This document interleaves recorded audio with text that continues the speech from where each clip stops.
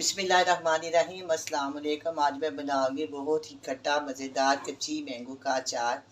कच्ची मैंगो के अचार, इसकी जो गुठली है अभी ये कच्ची होती है, आराम से काटी जाती है। और इसके अंदर मैं आपको बताऊं कि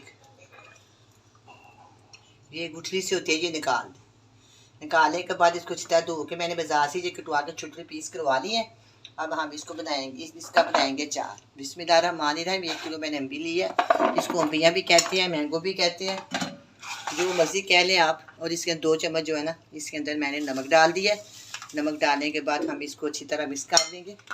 ये देखिए, इसको तकरीबन ना 2 घंटे के लिए मैं छोड़ दूँगी ताकि सारा पानी निकल जाएगा। बाद में हम इसका अचार तैयार करेंगे। तो मैंने अच्छी तरह डाल दिया 2 घंटे के लिए।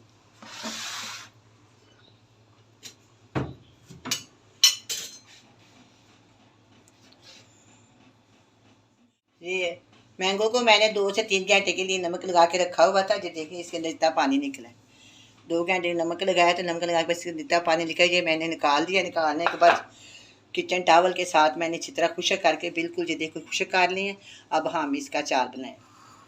ये देखो मेरे पास है 2 टेबल स्पून है लहसुन दादरा किया हुआ। इसको मैंने चट्टू वट्टे के साथ कूट लिया इसको। ये देखो ये हो गया।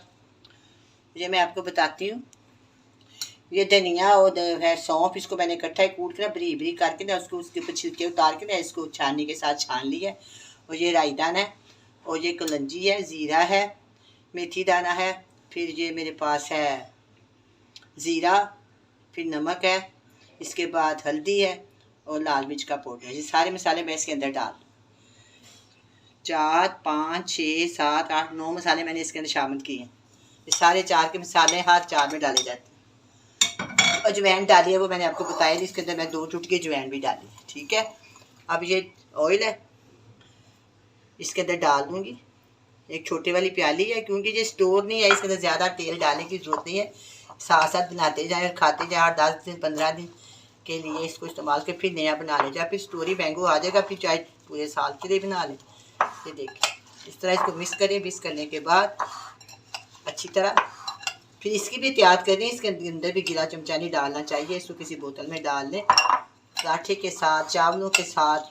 आजकल के बच्चे तो वैसे ही ये खाए जाते हैं, खट्टा मीठा होता है, बच्चे बहुत पसंद करती हैं। चावलों के साथ और रोटी के साथ व्हाट्सएप बहुत ही मज़ेदार लगता है। अब ये तैयार है, बहुत ही मज़ेदार बना है। आप भी बनाएं, बड़े मज़े से खाएं। अल्लाह हाफिज़।